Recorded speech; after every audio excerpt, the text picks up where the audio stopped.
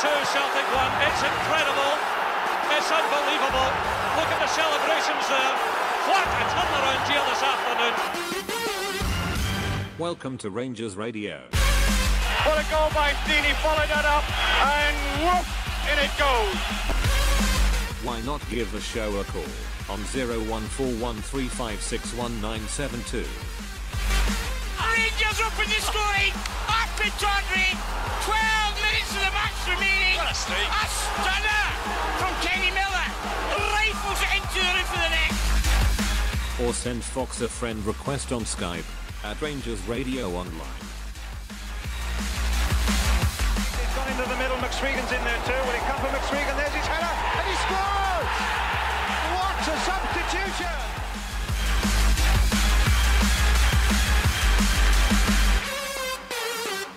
Running inside, is he gonna let flies in? He scores! Good ball! Scores for Rangers! Nacho Lobo with one kick of the ball to take Rangers to Manchester. Rangers are coming! The Scots are heading for Manchester, and you know what? Manchester may not be big enough. Remember, it's all about the Rangers. Well, good evening and welcome to Rangers Radio. Join myself, Ox, here on the panel this evening. There's a one and only Bridgeman and Big Ulster, who's doing his interpreter. How we doing, big man? How you doing, everybody? Can I say a big good evening to the boys in the panel, and not the old panel, as I say, but in this Rangers radio panel, and to all the Rangers fans all over the world. Good evening and welcome to Rangers Radio. How we doing, Bridge? You better give your weekly update on your health, mate. Oh, I'm doing well, really well, getting stronger and stronger. I've been down to the doctors again and getting looked at by more people, and I'm really happy, getting strong. My wife says I'm getting really good now. She's given me a few fitness tests in the past. The last 3 have passed. Oh, too much information, Big Ulster. Oh, that's all right. Don't worry about it. We're well used to these things yourselves, you guys. Well used to it. How are you, As long as you're fit for the next game at Ibrox. I'm doing well, mate. It's good to hear, Bridge. Good to hear you're keeping good, mate. Glad to see everything's working well for you, bud. Well, Big Ulster, we've not heard from you after Sunday's match. Give your thoughts, mate. Oh, I was very happy, to be honest. That's just why I love the Scottish Cup. It's just days they got just brilliant. I thought the first half a wee bit slow. Obviously, a silly error by the goalkeeper. I think some people's blaming Bates for passing the ball back, and others are obviously blaming Fodden for maybe not hitting it out quick enough and trying to put his foot to it. But just one of those things, unfortunately. If a keeper makes an error 9 times out of 10, ends up in the back of the net. But I think he's put a wee tweet up afterwards today, basically apologising for it. So that's just one of those things. But as I say, the weather was terrible. But once we started, especially in the second half, getting through the gears, we played some magnificent football at times. And it's a bit like what I was saying on Friday, I think we do have a far better, more quality on our team.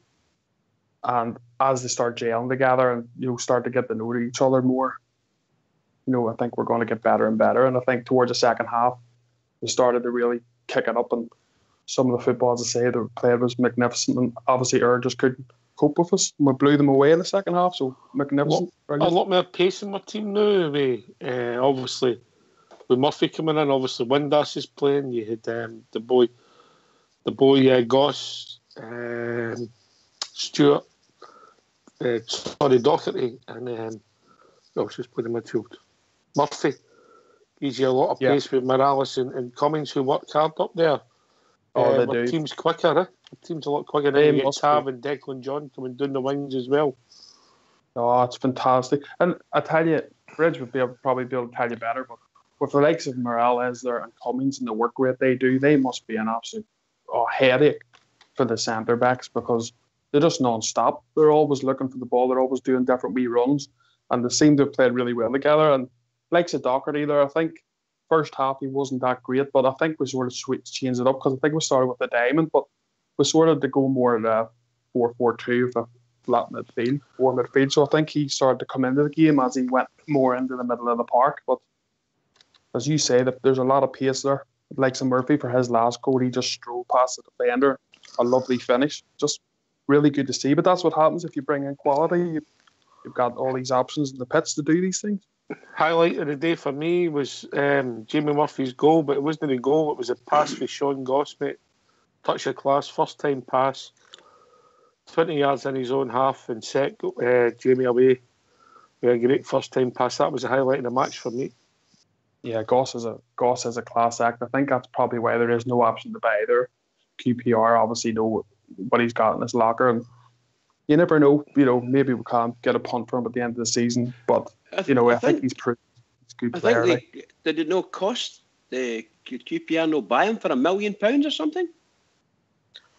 I'm not too sure. I'll have a look and see what yeah. But the thing, what I was going to say was that it doesn't really matter if he's not getting a game or he's not getting a regular game for them.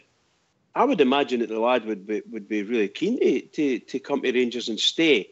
Okay, he's here already, and he's getting 6 months, and he's getting first team football immediately, which is one of the reasons why you go on loan. There's a lot of loan players. $500,000, he said. $500,000, right? I do apologise. So there you go. They've got him for $500,000, and I would imagine if they doubled their money, they'd be happier. But if one of our problems, of course, is that he's getting this regular game, which a lot of loanees don't get. They don't get regular games, And not only that, but he's getting a regular game, and he's a star player, or at the present moment. So I don't know whether that value would go up, double or treble, or even more.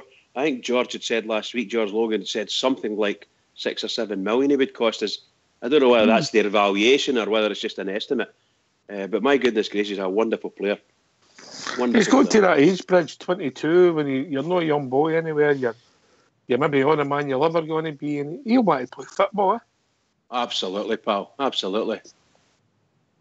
You can't argue with that. That's the truth. That's what I mean. And if he wants to play football, then Rangers are a good. Sorry for interrupting you there. Rangers are a great starting point for him because he's already here. Ulster. No, you see him on the Twitter and all. He's always excited. He's loving life. One minute he's sitting in QPR, maybe bench sometimes, maybe not even in the squad.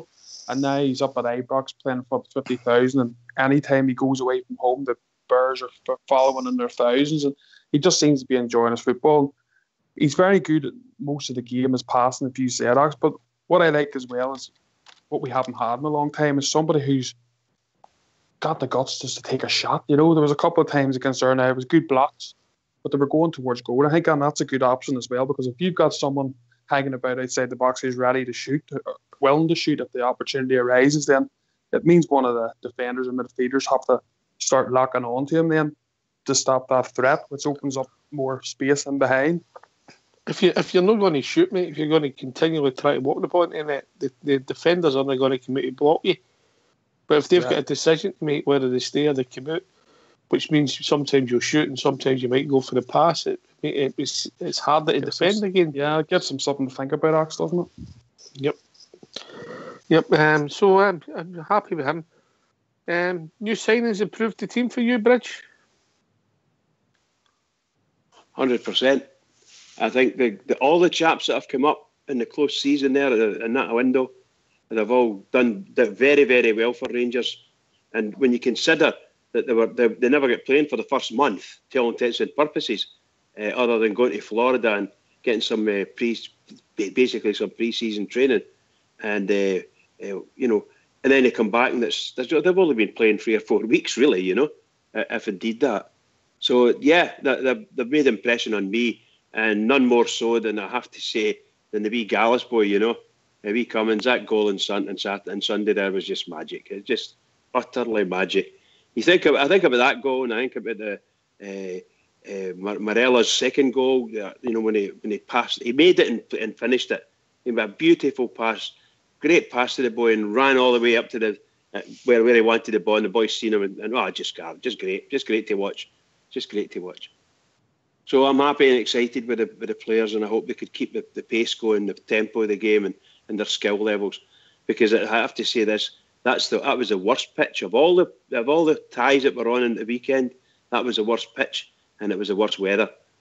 So there you go. That's what I think.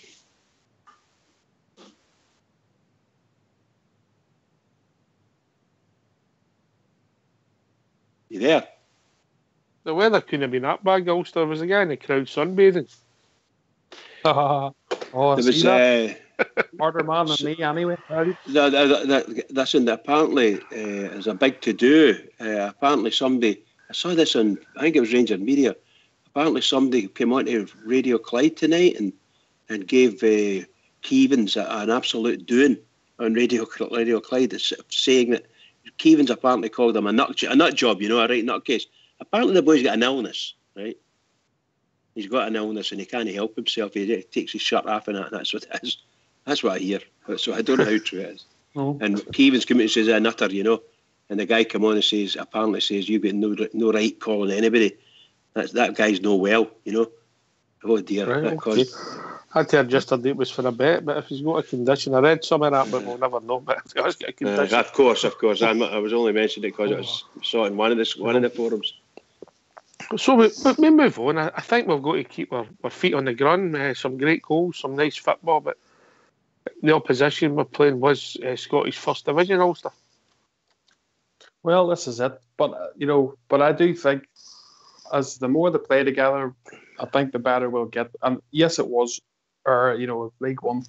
But the fact is, in my opinion, last season, or even at the start of this season, if we went 1-0 down to Ur in the same circumstances, we would have capitulated. Wherever that team with the quality always looked like there was no panic, and we were always confident in themselves that they would get the victory. And I think that's the difference between having quality and not having the quality. So, which is good to see. But I'm confident we'll go from strength to strength. But I'm not saying we'll go and do anything major towards the end of the season, but I think you'll see steady progress as the team starts to get together. And I think we're going to, hope, and I'm confident that we'll have a good end of the season. What about yourself, Bridge? I'm so looking forward to how we are going to handle the next two games, right? That's what I'm looking forward to seeing. I'm always a great next game, I think the way these players have gelled so far is really good. But I think some of the other guys who have been out injured are very close to coming back. And they should be able to mix in no problem there and raise the level of competence, which is what I've been saying for the last year or so. We need somebody to come in and actually raise it up, take us up to the next level, and let everybody fight their way up. And if they can't fight their way up, then they'll just need to fade away. Now, obviously, it's not everybody can play in the 11, so we're going to have about 22, 24 players that are nearly that quality. But you'll probably only end up with 14 or 15, and the rest will just be not ordinary, but good players. That's what I want to get to. And the next two games are going to be, once again, absolutely crucial for us. Absolutely crucial. Anyway, if people want to join us, what's the number, Bridge? The number's 0141 356 1972. Or you can join us at Skype at rangersradio.online, where Fox will bring you in. Talking about Fox, we've not heard from him, but what's his opinion with it again? Just quickly. He's a very busy man at the moment, Fox. Just quickly, give your opinion on yesterday's game. Thoroughly enjoyed it, mate. A bit of a slow start, as people would say, but I think people forget the amount of chances we created in the first half. I think we were unlucky. Our players were diving all over the place, mate. He blocked shots, and we missed a couple of chances. But the second half, I thought we were superb. My man of the match would have been Alfredo Morelos, miss or no miss. I thought he was absolutely fabulous up front, mate. Held on every ball that went to him. He even created and scored 2 goals. He was my man of the match, just in front of Goss, mate.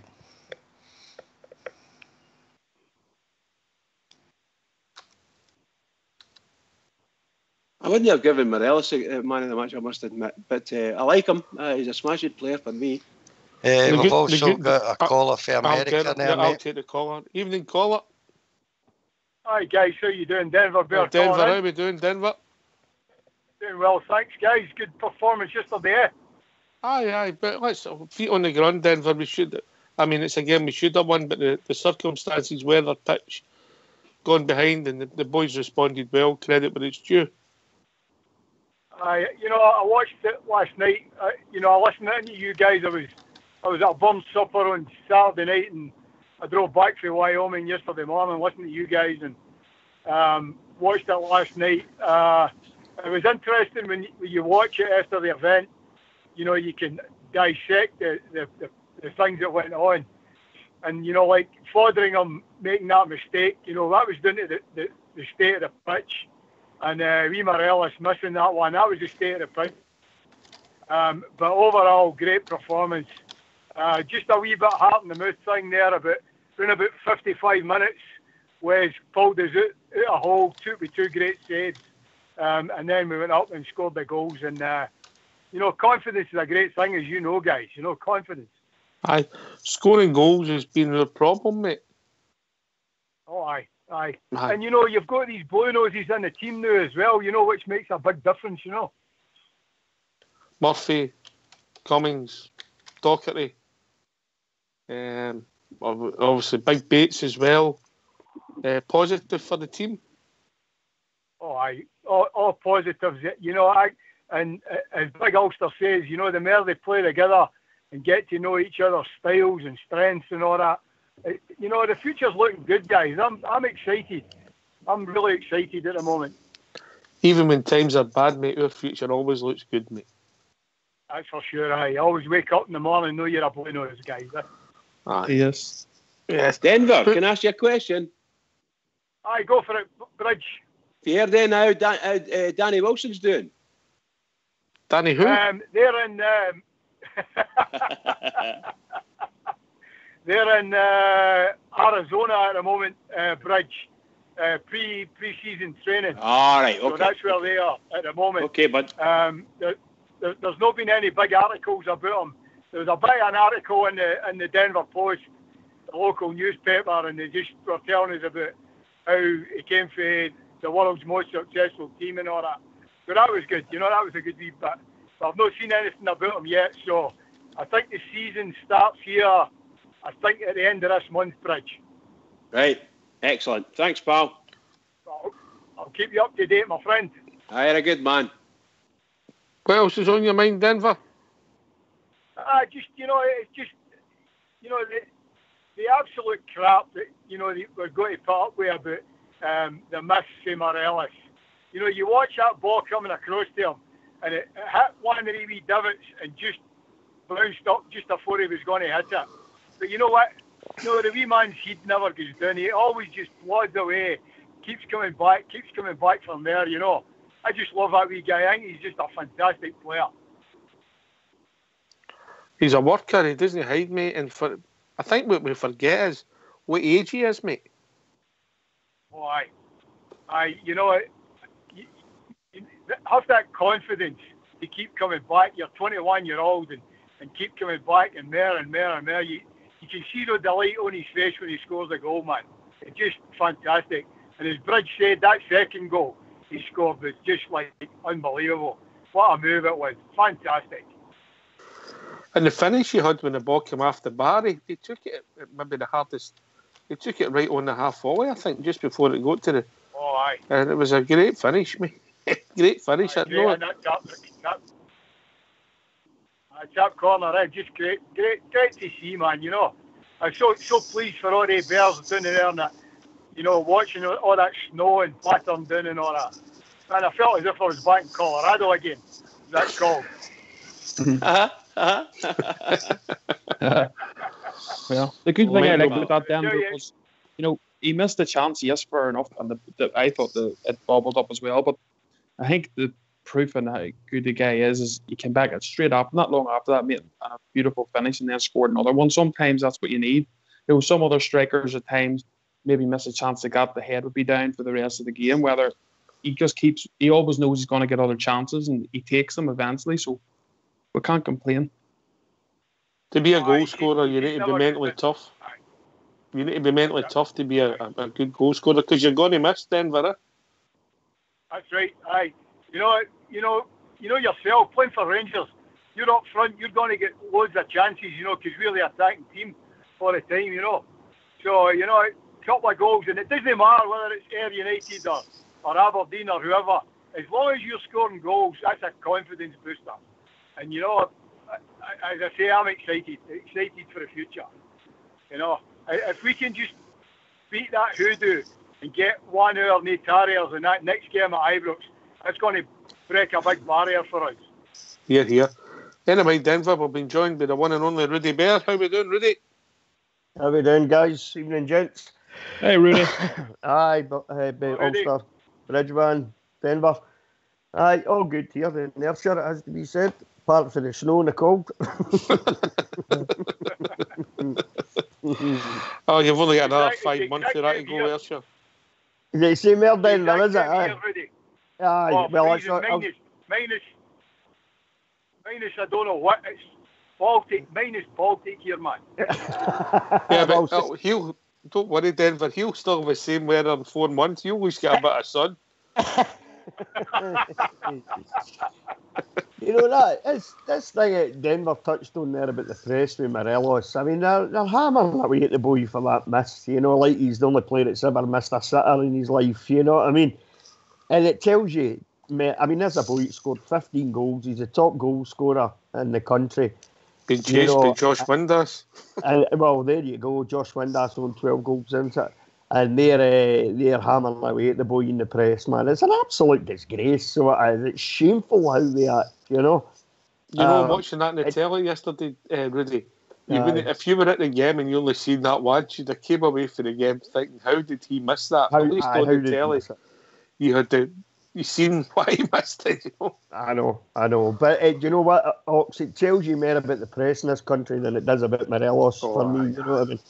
You know. I mean, the boy scored 2 goals, and and then Graham Murphy took him off. You know, I would have personally left him on to see if he could get his hat trick. That's what I would have done. But can't complain. We won 6-1. You know, and and there's certain sections of the media, but it was a League One side. You know, it was Ayr United. But wait a minute, they seemed very happy on Radio Scotland when I was listening to the first 20 minutes on the radio. Did Clyde no knock out a certain team when Roy Keane made his debut? Aye, do you remember that? Were they in League One at the time? That's right, aye.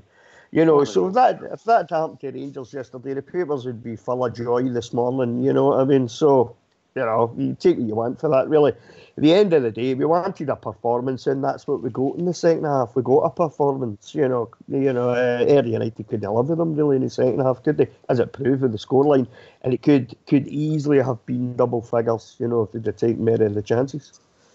I've got to say, I'll take this to Denver. You go, Denver. Carry on, mate. Rudy, just on your point there about the press, think it's just a fear because they didn't get what they wanted. They didn't want us. They wanted us dead, and we didn't die. And now we're coming back, and not only are we coming back, but we're coming back stronger. We're a team full of blue noses, and I think it's a fear factor for them. You're right, Denver, and do you know what's in the back of their mind constantly? That 55, mate, that 55th league title, because they know how unbearable we're going to be, and they're going to have to suck that up when that happens. You're unbearable at 54, but you whether it happens next season or the season after or the season after that, it's as sure as nightfall these days, Denver, it's going to happen, mate, and they're absolutely dreading it. So they're anyway, Rudy, we've been joined by young Mount Vernon. Evening, Mount. Evening, Mount. Hello, Mount. Evening, guys. How's it going? How you doing, Mount? All right. What's on your mind? I seen you with your vest on yesterday. That was my dad, mate. That was my dad. Nah, I'm not kidding. Nah. It was. Our boy goes to the games all the time. So he's. I think. I don't want to speak out of turn or anything, but I think the guy he does that quite often. The guy, so. I don't know if it's some sort of medical condition or anything, but. He's all right. He's good blue nose. That guy's home and away everywhere. So. But some of the boys in the lobby at Oxchair were sort of wanting to know what Rudy had for his dinner, I had a wee, is it fish? Right, okay. And fish, chips and mushy peas it was the night. We were running late, so it was a chippy dinner the night, so I was quite happy with that. I thought you said that on a Friday, Rudy, in your house. No, my house, mate. No. No. Oh, got yourself, Rudy boy. You'll see that, Mount. If you ever get invited for dinner on a Friday, mate, there's no fish in here, I can assure you. No, he doesn't have it on a Friday because he's at Mass. Anyway, Ibrox. We'll be joined by Ibrox. Evening, Ibrox. You'll tell her I said that, Rudy. Oh. Rudy Burks.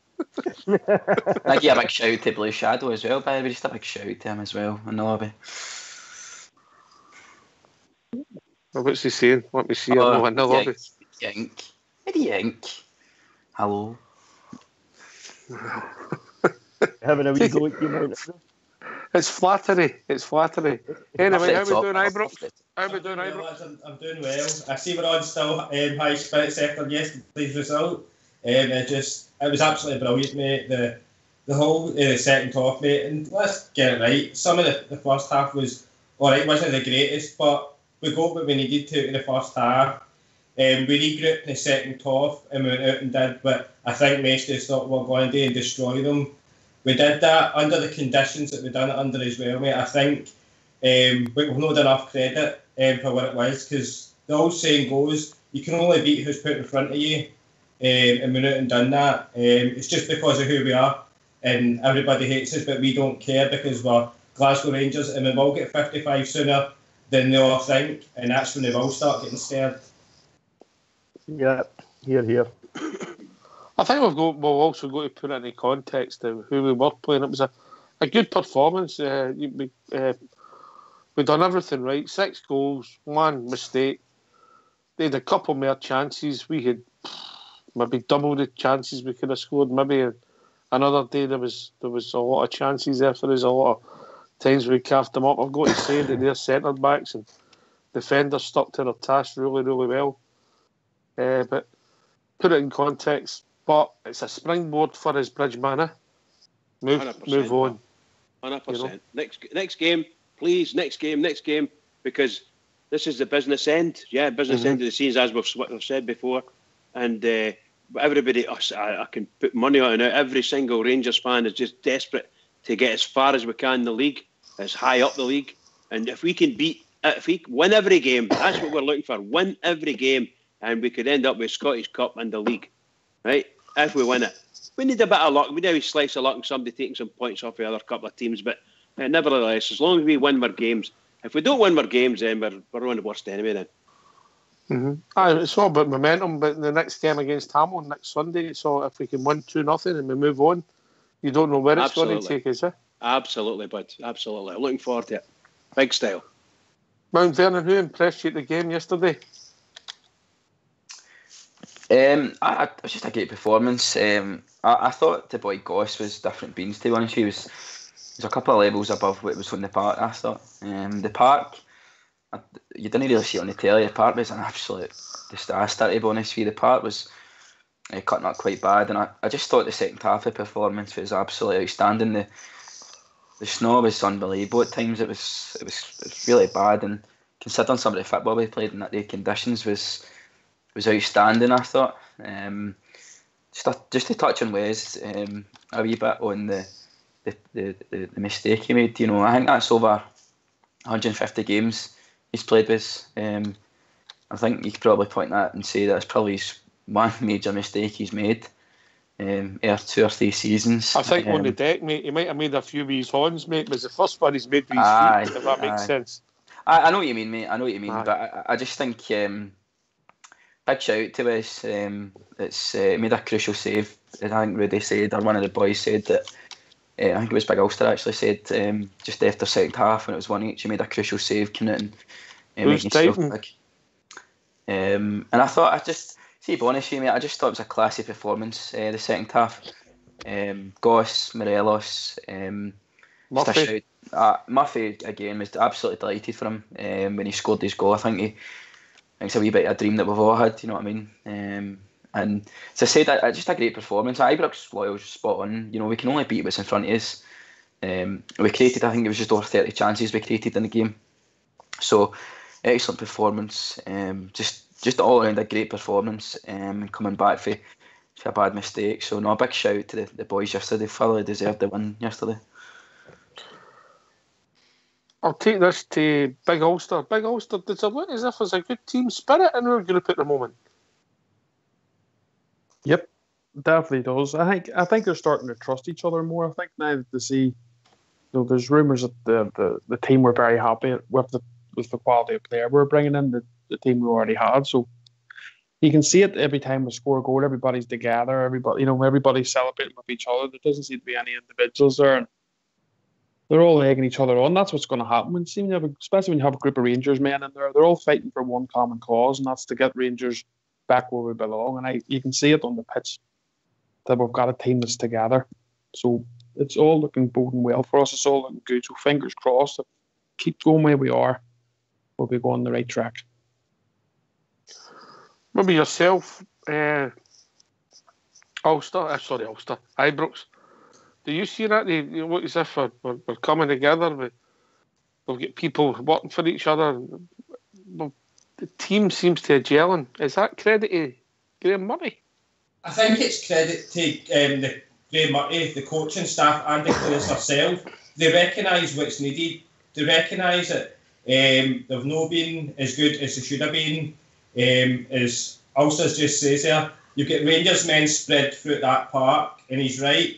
They're all trying to push every other player through to get up to their level as well, because they all know what they want. They want trophies. They know whoever whatever group of Rangers players get the first trophy, they're going to be held in so much high esteem that it's going to just flow at Ibrox and Auchenhowie and everything else, mate. They're coming together. They're coming together at the right time. And I think we're only going to go strength to strength from this point onwards, mate. I agree with Bridgman. The next two games are crucial. We can get a wee 2-0 against Hamilton on Sunday and then just carry on from there, mate. You'll just see it. It's starting to build up nicely at the right time. So, Bridgman? Yeah, 100%. That's exactly what I'm meaning. I know I'm a great man for just a single game and a 1-0 will do me type of thing. Very cautious. Sometimes to the point of boredom, but the truth is that's the way I feel about it. However, that has given me a wee lift, and I'm thinking maybe a couple of games ahead. I've talked about the Hamilton game a wee bit. I'd like to see the boy Docherty getting a game for that and be fit enough to play in that Hamilton game. That would be really good for him and for our club. So I look forward to that. And then the following games, they've got a cup games coming up and things like that. So it's all looking good for Rangers, provided we can keep the momentum going. We're starting to build a bit of momentum. Let's keep it going. And next game, we only can play one game at a time, of course. But I'm looking forward to the next two games going to be crucial. Absolutely crucial for us. Rudy? I think for me, it kicked off, the togetherness thing started to really show for me the game against the Timbs just before the winter shutdown. And then the boys headed off to Florida. For what I saw on social media and stuff like that, it looked like they were having a good time. They had, played 2 games, won 2 games. Second half performance against the Brazilian champions Corinthians was excellent. I thought some of the football was superb to watch, and to come back, if they gone 2-0 down against a quality side like that, must have done their confidence, huge amount of good. Comes back, the game against Aberdeen, we beat Aberdeen again for the 3rd time this season, and you could see the togetherness building up, so they brought some quality players in January, and the likes of Murphy and Cummins and Goss, and they boys have just, for me, have just fitted into the team. I thought Jason Cummins had another really good game at the weekend. I thought he was good against Partick Thistle. I thought he had another good game at the weekend. The boy Goss has got an absolute wand of a left foot. We've finally got somebody that can cross the ball into the box properly, when it comes to set pieces, which is, we've not been that great at before, but they've got a boy who can do that now. But the togetherness thing for me looks absolutely brilliant. I'm really enjoying watching what I'm seeing. They're all together. They're fighting for the one causes. Ulster Mount was saying, they're fighting for the one cause and they know what it is. And it's like Mount says, they boys know if they're the team that wins the trophy that we're all waiting on, they'll go down in the history books. We'll never forget them. We'll never forget their names. You know what I mean? So they're all part of that, and they know they're part of it. That's been explained to them, I'm sure, behind the scenes. They know what's expected of them. But to have Bears in there now in the team, I think's made a huge difference. Jamie Murphy's goal at the weekend, I was so pleased to go at it because he had a really good game, so he did. And he took it brilliantly when he got the opportunity. So, it's all looking good for me, Hawks. Is there a connect now between the team and the support, Mount, because of the Blue Roses that's in the team? Most definitely, mate. It was really good to see. Like, I don't know what it means. It just, see, for me, it means that I know it sounds daft, right? But I think sometimes we almost give them a wee bit more slack, if that makes sense, as a support, because we know that the boys are trying. You know that it's 100%ers, and there are no same guys that, you know, Bruno Alves and, you know, Cardosa and maybe players that are the Rangers supporters are trying their hardest or trying to be professional. But I think when it's boys like us who, let's be honest, Ox, are living the dream that we're living. You know, we still. I'm 25, still have dreams to play for Rangers. You know, and I just think the boys have got a wee bit more slack. Nobody bust your bubble. I know, mate. Might have sailed. I know. My dad sat me down a couple of weeks ago. I know. No, mate. I think we give the boys a wee bit more slack, because we know what they're wanting us. You know, we're trying. We know that they're doing well. I think boys like Cummings. You know, I think boys like Cummings as well. I think who come for good stock as well. So I think they get a wee bit more slack. And plus, we're going to get behind them naturally anyway, because I mean, we just love our own, don't we? You know what I mean? It's there's nothing better than seeing, especially boys like Ross McCrory, you know. There's been times in the past, mate, where we've been more critical of him, but we can be cruel. We can be, as much as we can be supportive, we can be cruel as well. It's difficult, mate. I think it's like everything else, mate. I think the biggest thing for me is when the players go into the park, is one thing I'll no take is when they don't try 100%. And that's one thing that, as long as every player goes onto that park and gives it 100%, then there's not much we can do if somebody else beats us with quality. And that's hard sometimes for our support to take, because it's never really, I mean, as it says at the top of the show, the world's most successful team. You know, there's no many better than us, if that makes sense, at our level. So it's difficult for us to take that. But for me, guys, I just love the fact that there's a lot of blue noses, and I think Mark Allen's getting it. I think he gets what it means to be about Rangers, you know. Mm-hmm. Big Ulster, is that important to you? Yes, but first and foremost, they have to obviously have the quality. But I think especially the new influx of players we have are definitely a step up quality. They've done it. Like Murphy's proved down in England that he's a good player, same as Cummings has proved it up here before. Well, over in Scotland, so I'm saying up here in Scotland, that he's a good, valuable asset. And you know what you're going to get from Rangers men, 100%. That's what you're always going to get, or 110%. And I think it's just amazing having blue noses in. It's just something about it. I think Rangers are a unique club. And when you have a team of blue noses, there are 4 or 5 at least in there. It's just adds more excitement. I just love having a team of Rangers players in the park. It's just something about it, like Mount says. It just adds a lot more to it, and you just find a love for them. But sometimes they do get a wee bit of stick. We do. I think you're right, Ox. Sometimes we can get on their back. But so far, so good. I think the new players that have come in, the blue noses that have come in, have done a good job. And it's great to see. So that's what we continue. After 10 o'clock, we'll look at the new signings, and we'll ask everybody to give their thoughts how they've done, not just in the one game since I've been here for a few weeks. Give their thoughts after 10. And if people want to join us with their thoughts on that, Bridge, what's the number? The number's 0141 356 1972. And where else can they join us, Ibrox? You can join us on Skype at rangersradio.online, and they'll be brought into the call by the winner of the box, who's sitting doing the technicals. Yeah, come on, Ulster, you can't tell me they two guys sound the same. Oh, I know. I was listening to you today, and our Rachel in the car. If I'm sounding like Bridge, I must be doing something right, you know what I'm saying? No, Bridge sounds like you, Ibrox. It says, how could you understand them? She couldn't understand a word any of us were saying. I was laughing my head off. And you were the own Ibrox. I know, mate. Anyway. Well, just quickly, can I give a big shout out to one of my mates who's just joined in the lobby there?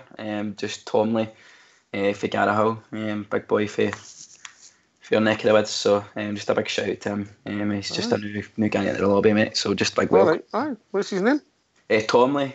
That's his Tomley Garahow. That's his tag. Okay. All right. Welcome, Cheers, mate. welcome. Cheers, mate. Welcome aboard, mate. Yep. So we move on. We'll talk about the draw. Happy with the draw? I was happy. That would do me. Hopefully, home tie, good crowd. Everybody get a chance to take the kids. Maybe don't get a chance to take them in other matches. Hopefully, the weather improves and get to the semi-final. Bridgeman. Oh, we couldn't ask for much better, could we? Really? I'm certainly at home. I love these draws at Ibrox. I love going to Ibrox, and just like every other Rangers fan, it's great to be there. Hope we can manage to get close to a full house, and it'd be really great for the fans. I'm really looking forward to it, and that's a good chance for Rangers to progress. Hopefully, we don't just screw it up like we did the last time we played Falkirk. No, we need to go out and beat them. Is there any truth that could be your first game back, and you'll get welcomed onto the pitch like Gaza did after That'd be lovely, wouldn't it? That'd be lovely. I just can't wait. They've not been funny. I can't wait to the next home game. I'm just desperate for it now, So, a really good draw for Rangers. Good chance, great opportunity. Every Rangers fan must see that. So the team, the club, the fans, we must grasp this opportunity, and we must put the pressure back onto all the other clubs. They're going to feel Falkirk might be able to do something against us, but no, we have to brush them aside. We must brush Hamilton aside, brush Falkirk aside, and get on with our life and run, and catch that. Get them, stop there 10 in a row, and give us 55. What a dream! What a dream! One game at a time, Bridge. One game at a time. Ibrox, you happy with the draw? No, I'm delighted with the draw, mate. As I says, I know I've not played the greatest Ibrox in the last couple of seasons, but I says before the draw kicked off, mate, I'd fancy anybody at Ibrox. We've got Falkirk, even better. As long as we show 100% effort yet again, as we did yesterday, I don't see any problems for us, because, as well say, mate, if we play to the highest of our ability, nobody will live with us. So, delighted, mate, and hopefully, as Bridge says there, we get close to a full house as possible. And hopefully the weather improves as well, because it wasn't the greatest yesterday. Whether that was an error up here in Glasgow, so hopefully it's a lot better come mid-March time. So. Yep, Rudy Bear. Yeah, absolutely delighted with the draw. Being at home, we've not had the best experiences at home this season, but this shouldn't really pose a problem for us. I know football's not played on paper, but we've got the better players, the better team. We play the better football, and if we play the way we can play, I really don't see there being any problem. I heard the boy from Falkirk on the radio the day earlier on the night there, and he was saying that they're not going to be parking the bus. Basically, they're not going to stick 10 men behind the ball because they like to come out and play football. And he says, we'll have a good look at Rangers. He says, I saw the game at the weekend. He says, I saw how well Rangers played in that second half. He says, and we can probably expect them to be like that at Ibrox on the night of the tie. He says, they'll play as well as that. He says, so we need to combat that. He says, but we are not going there just to make the numbers up and stick 10 men behind the ball. We'll come out and try and play our football as well. And I think Falkirk are a bit like that. They're a good football inside Falkirk. They like to play a bit of football, So, hopefully it's a good open game and we'll get plenty of chances on the night. But delighted with the draw. Don't think we could have got any better, really. But it will be a step up in class for the last two games. The Fraserburgh game and the Ayr United game. It will be a step up for the two games, Mount Vernon? I think it's one of the wins. It's a home tie in it, so you can hope for. There's no the clamour for tickets. That helps alleviate that. Mate, tell me about it. I just think, to be honest with you, it's a bit of a red herring this year at home, innit? There's been a bit of form's not brilliant. Form's not brilliant. No. If our home form would have been decent at all, mate, would have been sitting really close, if no top of the league. I think the problem is, mate, is that I think we I think it's just a psychological problem at home. I don't think it's anything else on that. We're not really a lot of teams come in to sit at Ibrox, which is probably difficult for us to break down. But we've got the players now that should have the quality to break that down. For me, I think it's home ties always. it's always best in the cup. But it'll be interesting to see if we can get a full house at Ibrox. Big Ulster, you happy with that? Yeah, it's a good, out of the teams with there, I think Falkirk was a good one to get, to be honest. They're a good team, though. So, at their level, they are a good side. But hopefully, like the boys are saying, hopefully they try and play a bit of football. And then obviously that opens up the space for us. I think Ibrox, as the boys have been saying, it has been a bit of a mental problem for us. I don't know why that is, but it's just the way it's worked out this season, especially. But I think the quality is we have in the team that's going to change. It'll just take us to get 1 or 2 wins at home in a row, and then hopefully that'll mean we can kick on from there. But I think Falkirk at home is probably as good as we could have asked for, to be honest, with out of the teams that were available. Yep. Hey, Bridge, I think you've talked about it. Ibrox, you happy with that? I'm delighted, mate. Yeah, over the moon. Aye. Do you know anything about Falkirk? I know that I've seen a bit of their form this season, and their form's been up and down, mate. They're near enough to the bottom of the Championship, I believe. They lost quite a lot of their players last season, and just before the January transfer window opened, they get a few players in who are free agents for basically the second division and like the Vauxhall, what used to be the Vauxhall Conference down south. So I think they're a mixed bunch at this moment in time. And I think hopefully come mid-March, we get them at the right time, and it's just an art team to get a good tanking team, mate. So. When is it? The first weekend in March, mate?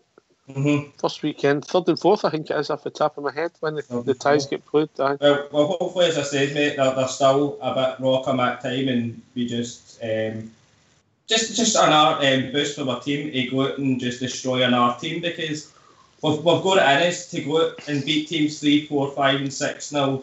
We've showed it the amount of chances they create, and hopefully after yesterday's result that we see a lot more of that sort of football in the coming weeks and months before the end of the season. I'm sure there'll be a far bigger crowd. It was at 15,000. Was at the Glasgow Derby. How many was there? You heard. Did you say 15? Yes. Oh wow! I heard there was more than 20. That's what I heard. No, but whether that's true or not, that was tickets sold, mate. Ah, right. Actually, there's a difference in attendance, I'm sure, as well. Gee whiz. Yeah, I know that because Fox sat up on counted. Oh, that's right. Fox sat up and counted them. Not that anybody would ever do anything like that, Bridge, would they? Oh no! Remember that? Wow, that was brilliant. Madness. I'm happy with the draw, Fox. Any words on the draw, mate? Happy with a home tie, or you look for a more glamorous? You just happy to be favourites and move on? I'd have took the Tims at this moment, mate. I think we would have beat them. They didn't want to play us, did they? As you rightly brought up, mate, it's a big. Every team in that draw, mate, was hoping to get Rangers at home so they could make some money. None of the rest of the teams will make as much as Falkirk will out of this game, mate. There was 11,000 at the New Forum Cup tie, yeah? Aye, I know. Is that the Aberdeen game? It's booming, mate. It's booming. Sell it Saturdays, Oxford. Aye. Well, but speaking about that, see, I know that it's going to be one of these lost weekends as far as football is concerned.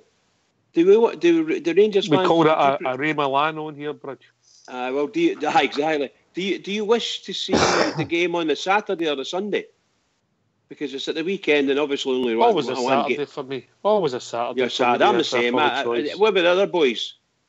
Saturday for you. I wouldn't mind a Sunday game, to be honest, because I really struggle with Saturdays because where I could be anywhere in the country, you know. Saturdays. Pretty selfish today. He's a superstar on Rangers Radio, by the way, though. He's tell that to Mrs. Rudy, though. Somebody commented, Rudy, somebody commented on, I think it was Rangers Media, and they were saying apparently on Saturday, the Clyde Radio Snide were on for 6.5 hours or something because the Tim's game was on at 12:30 or something like that. And that was them on until, till 6 o'clock. And then Sunday, the Rangers game was on, they weren't in. There's no radio Clyde on the Saturday. That sounds a bit shocking, isn't it? Just seriously. you know if that had been reversed, do you think they would have been there for the 6 years on the Saturday and the 6 years on the Sunday because the Celtic were playing? I would imagine so. I've seen it many times before. Radio Tonight, run by Tim's for Tim's. You know what I mean? It's just dreadful. Just dreadful by the sound of it, you know. Yeah. Guys, can I ask a question? Actually, if you don't mind, is that okay? On you go. Do you think now the cup? Do you think now the Scottish Cup's got to be placed in more importance in the league? I know, obviously. No.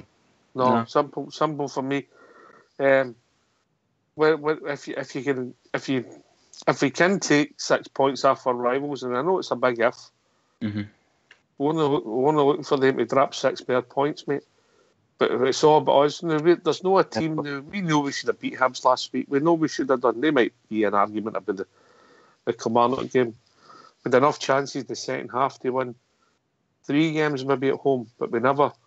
And we know that if we can beat them at Ibrox, the momentum could swing if we can win all our games up to that. It's all about pressure.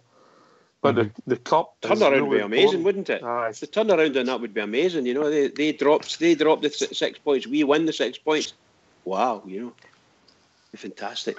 Helicopter Sunday stuff, lads. It's written in the stars, isn't it? The bookies will not give you good odds in that, will they? Big Ulster.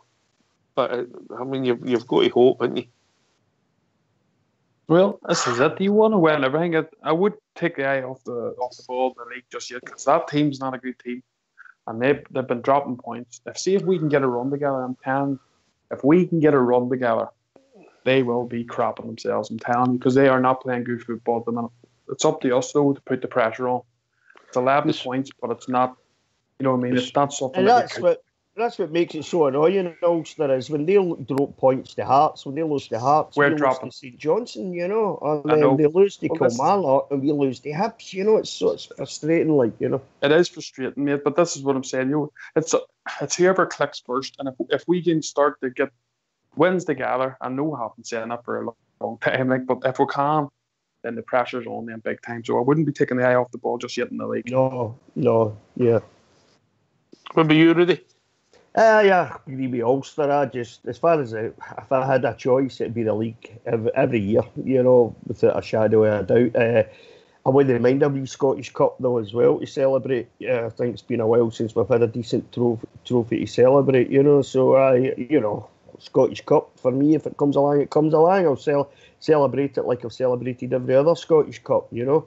It'll be a great day in the Rangers' history winning a Scottish Cup, but if there's any way we can get, like Ulster was saying, if we can get near the Tims and start pushing them right near the end of the season and get really close to them, I think you'd see their bottle crash. I think because they've not had that, you know, for a long time now, for years now. So it'd be nice to see how they deal with the pressure of us chasing them right down in the last day of the season, you know. And you never know. I mean, Helicopter Sunday happened before. I remember that weekend, the run into the end of that season when we were.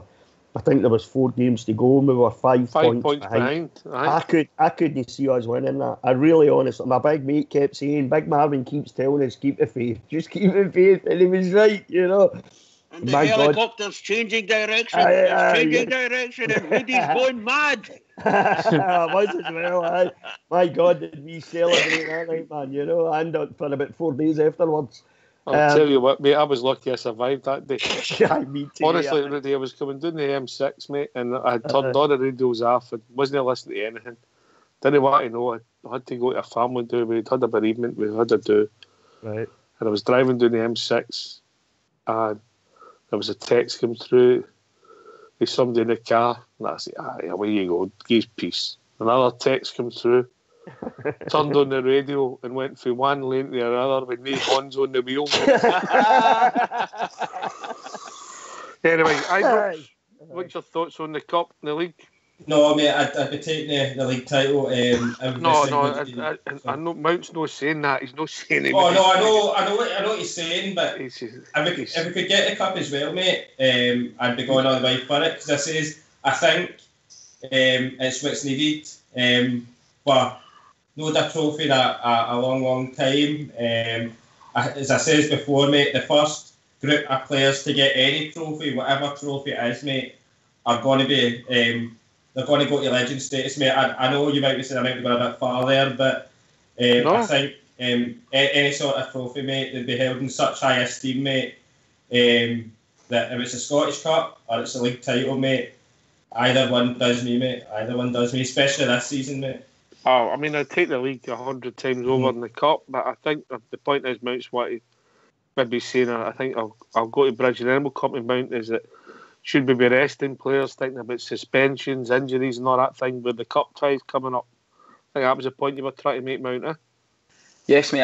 I'm it's never over till it's over in the league, guys. I just think perhaps the best opportunity to have some silverware this season would be obviously the Scottish Cup. I agree with it. So maybe a slight importance when these ties come up. But I agree with the lads. I think a club our size, it's we've got to keep fighting for every point, every 3 points, and but perhaps maybe a slight importance to the cup ties that are coming up.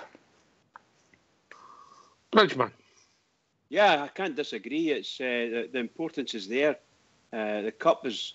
A lot of Rangers fans would just absolutely love to win the cup because a lot of them, to be honest, there's a lot of them not actually 100% but in belief that they could actually win the league. They still think Celtic are uncatchable right at this moment in time. So that's their belief. But really, they see a chance. The team's playing well. Players have got some flair players in our team. We've got a smashing midfielder that's distributing the ball really, really well and having shots at goal, and a few more midfielders to come in to help. Great chance for Rangers. It's, really and truly, from a cup perspective, great chance. And that draw really and truly favoured us. Anybody that says it didn't must take another look, because really and truly, that's a great chance for Rangers. Really good to get into the next round. Oh, I'm so looking forward to it. So looking forward to it. Come on, the Rangers! You're here, Bridge. Aye. I think you're right. And Falkirk, I think, have any surprises for his Bridge with Jimmy Nicholl. He's only left there a couple of weeks ago. That's right. Admittedly, he wasn't there that long, so we can't say too much. And he'll have a wee bit of emotional tie there as well, to be honest. I know he's got far more towards the Rangers than he did for them, but he will have some. So I would tend not to say too much about Jimmy Nicholl, but yeah, there is ties there, and it'll be. Maybe he does want to get one over on them. I don't know, but I just think every single person involved in the Rangers club at the moment is just committed to the club and committed to every single game. Let's win. Wherever you can do it, do it. And you're going to come up against games where it's really struggling. First half against that mob, shocking weather, shocking pitch, crap wee place, blah blah blah. Mount Vernon was giving you there. It was freezing. It was everything you could ever imagine at a football match. And the players had to play through that. And we did. Man, scoring 6 goals down there in that weather, just amazing. Just amazing in anybody's language. Some of the photographs are superb. That Wally Vass has got photographs out there. And what's amazed me is they still put all the wee boys to the front at the terracing, which I thought was brilliant. CC. You can work that one out for you. Anyway, if you don't mind going on mute, we'll have a tune for your Fox.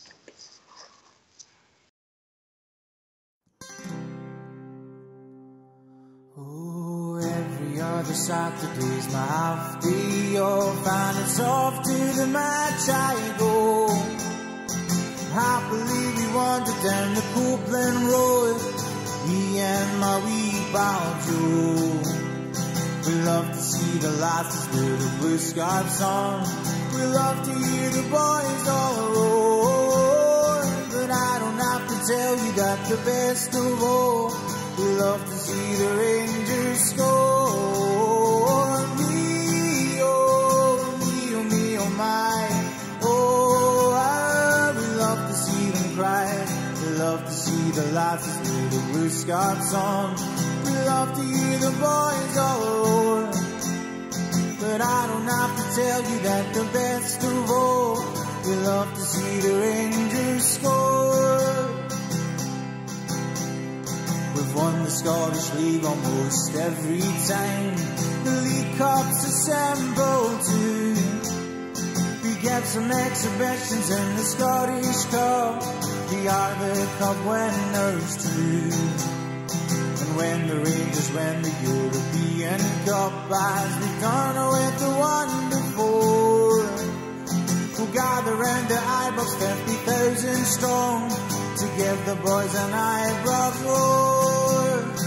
Me, oh, me, oh, me, oh, my. Oh, how we love to see them cry. We love to see the lasses with a blue scarves on. We love to hear the boys all roar. But I don't have to tell you that the best of all, we love to see the Rangers score. Me, oh, me, oh, me, oh, my. Oh, how we love to see them cry. We love to see the lasses with the blue scarves on. We love to hear the boys all roar. I don't have to tell you that the best of all, we love to see the Rangers score. Oh, me, oh, me, oh, my. Oh, well, I love some brilliant. Great music, great music. He's good, that boy, Rudy. Good. Aye, certainly. I looked at it. I think the first time I heard him was on here. I had a wee look on YouTube. Saw the boy on there. Ah, he's great songs. Aye. Anyway, well back. Yeah. Anybody know back? Put the horn up. It's like that one on the bus, isn't it? If you shout if you're no here, I love that. I love that one. So, Tav, captain material, Bridgeman. Well, we kind of spoke about that just at the end of the week there when we said that it looked as if he was going to be captain for the day because of Holt's absence. But at that time we were thinking Holt was going to be suspended. But here it happened anyway. So he was captain for the day. And by the way, 100% record, best score of the season, to all intents and purposes. He was a captain. He got the armband just before he gave away the penalty against Hibs as well. Yeah. By the way, it's strange, isn't it? Happens. That's really good. I'm pleased for him that he got it and that he's in Murty's thoughts. Look, the truth is he's been building up this year from being very poor to absolutely superb and outstanding, and all the other great, you could say about him. We just don't want to be given wax too lyrical about him. But he is a key member of the team, and the more these better players that have come in, they're helping his game. I definitely like to see him and Candace playing together. They certainly make something up. But I'm really excited with the new guys coming in, and my goodness gracious, some of that stuff in Saturday was just excellent to watch. Just excellent, Second half was brilliant. All right, Rudy Bear, then Ulster.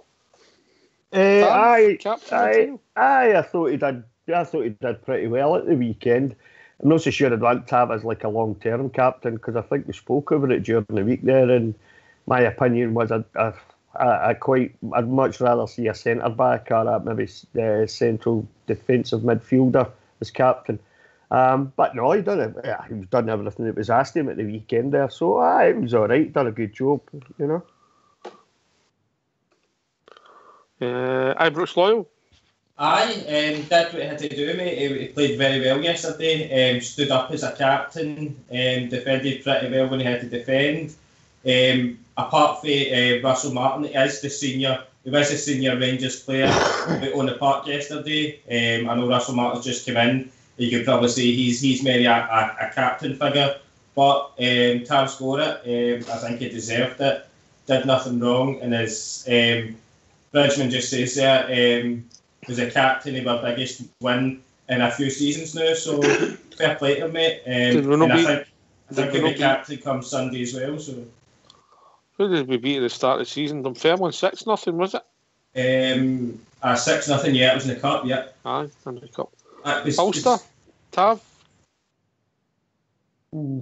I wouldn't have thought he's captain material, to be honest, but he got given the armband. He done a good job. The team performed well, but one thing is just the small thing is niggling me. I think it's near enough time now that whoever we pick, we need to pick somebody and make them the captain. I think we're swapping captains too often, to be honest. I'd like to see somebody given the armband who's going to play most weeks and have the armband. That's just whether it's Tav or whoever it is. I think we need to pick somebody and go with them rather than swapping and changing it so often. Would you bear? I agree completely with Ulster. Actually, I think it's time to pick a captain and somebody that's going to be playing. But then Lee Wallace, I don't think it's that far away. For coming back. I don't know how close he is, but from what I hear, he's not that far away. But for me, like I said, 10 days away. Is that what they reckon? Well, there, so. No, that was the old answer, wasn't it? Oh, was it right? Jordan Rosser, 7 to 10 days away. 7 to 10 days, aye.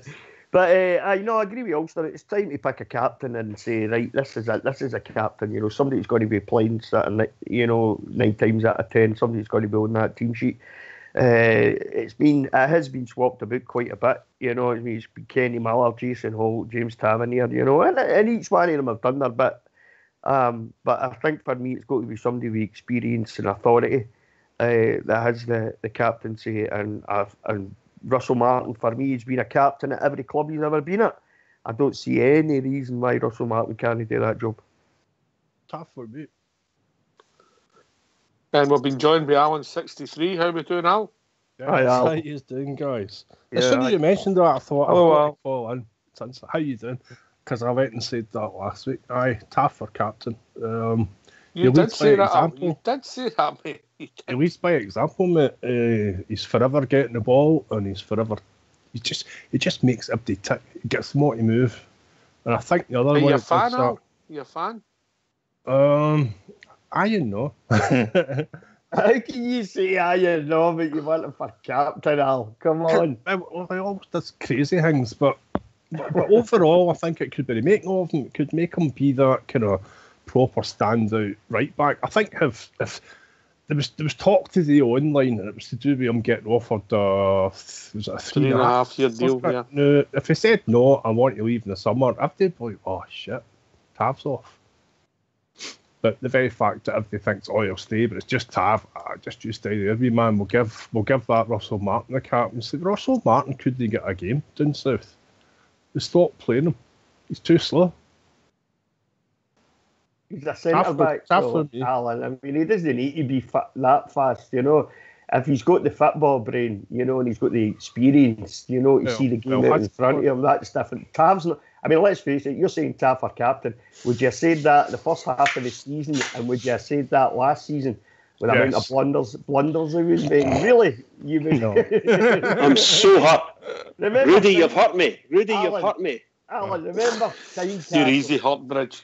Tav at Tynecastle, two games at Tynecastle, and he cost us both games, Yeah. So that's what I'm sorry. I'm not shooting you down the way Bridge normally does, mate. I'm just pointing something. Can I put something in there? Is Graham? I'm going to you first, Alan, since you've just joined us, Al. Huh? Is Graham Murray? Is because he was a fullback? Is he improved, Tavernier? Well, you wonder if it's him or if it's somebody else. Does Graham Murray actually take the training? I'd like to think so, mate. He's part of it, mate. Right. Well, I'd say Hudson, yeah. All right, okay. It was something just came with Mount Vernon. Oh, can I just jump in there just for a second? Right, see Tavernier. See, like there was a point last season where I had to get rid of Tav, to be honest with you. But see the point Alan's just made. See if he doesn't sign that contract, I'll be gutted if he goes, because do you know what? Alan makes a really good point. He does. See when he's on his game, he gets everybody moving round about him. He really does. He does a great job there.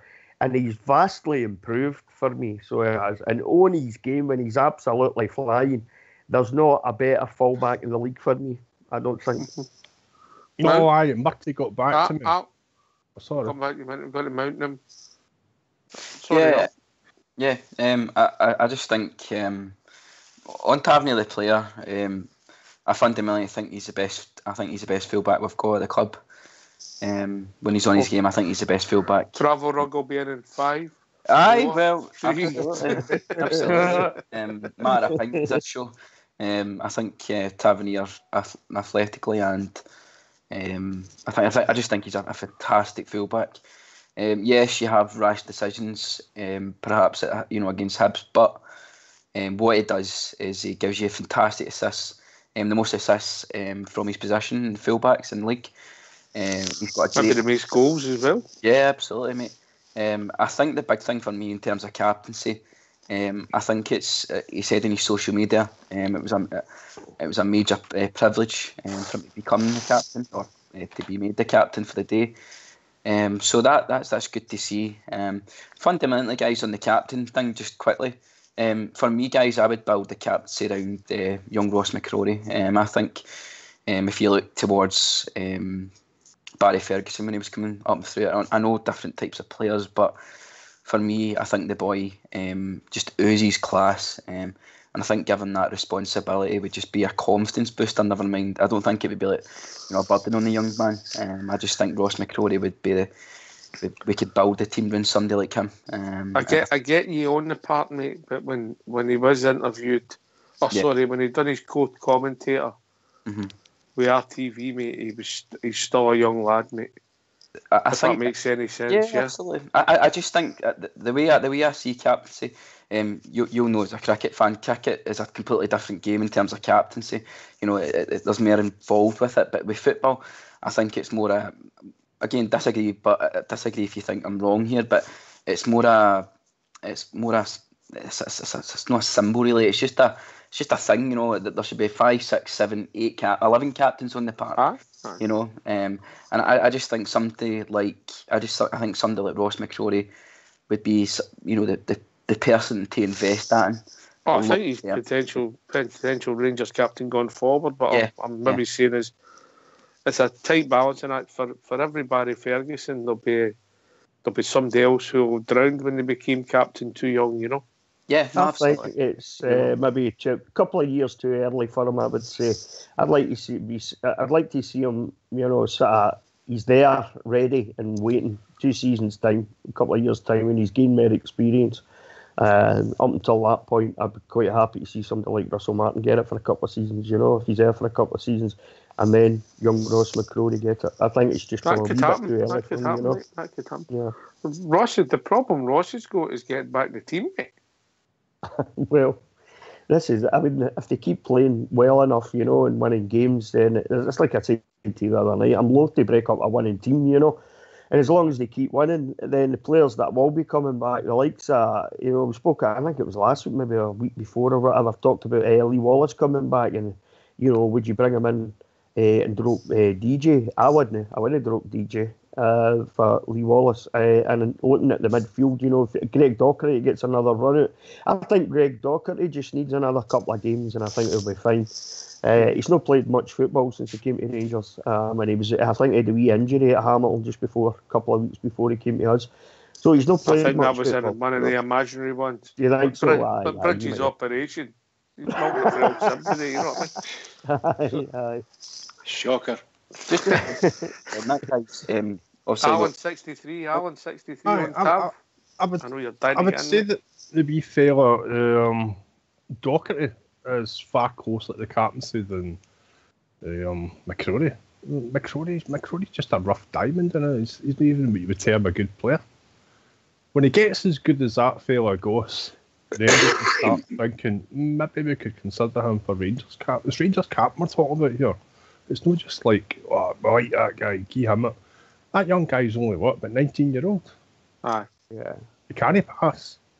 He's tackling. His tackling's mistimed almost every time he goes in for a tackle. And we don't even know if he's going to ever get back in as a central defender type, a central midfielder defensive type. I think he'll still get put back into the centre back. Right, interesting to see Ross's. But he's just a kid, isn't it? I mean, you can't talk about Keenum Rangers captaincy. His first priority is getting back the team, innit? His first priority. It's something in the game, innit? So we can get in the team. We've lost Ibrox. On you go, and then we'll go to Mount. I was just going to. I agree with what the boys are saying, but maybe different reasons. Yeah, the boy is young, but I think what you are saying about him, young McCrorie, trying to get back into the team. I think everybody who's on the sidelines at the moment are going to struggle to get into that team. And if you look at Kenny Miller managed to get into that, get on the pitch. Herrera managed to get on the pitch. There must be some guy sitting in the sidelines saying, "How the hell did they get a game and I didn't?" I'm talking about the younger boys and things like that. So if I was Holt, I would want to know why Kenny Miller's getting a game in front of me. Obviously a different position, guys, you know. So there's horses for courses. our midfield, as you know, there's lots and lots of midfielders, and they've all been doing a good job. Holt's captained us for 3 or 4 games there and did an excellent job. So you would imagine what's going to happen when that Ross McCrory's fit. The fans will be clamouring for him to get a game. So the manager's got a really tough decision to make. Now, the choice, or shall we say, if you get 5, 6, 7 really good midfielders, they've got to be showing they're playing well at training before they get a game. So that makes the quality come up that wee bit. They all got to step up, and each one's got to fight, not necessarily fight with each other, but fight for each other and get themselves up the ladder a wee bit. Do you think a team's picked at training, Bridge? I think that's a bit. No. I think people can get, shall we say, people can be they could catch the eye at training. Aye. That could be positive or negative.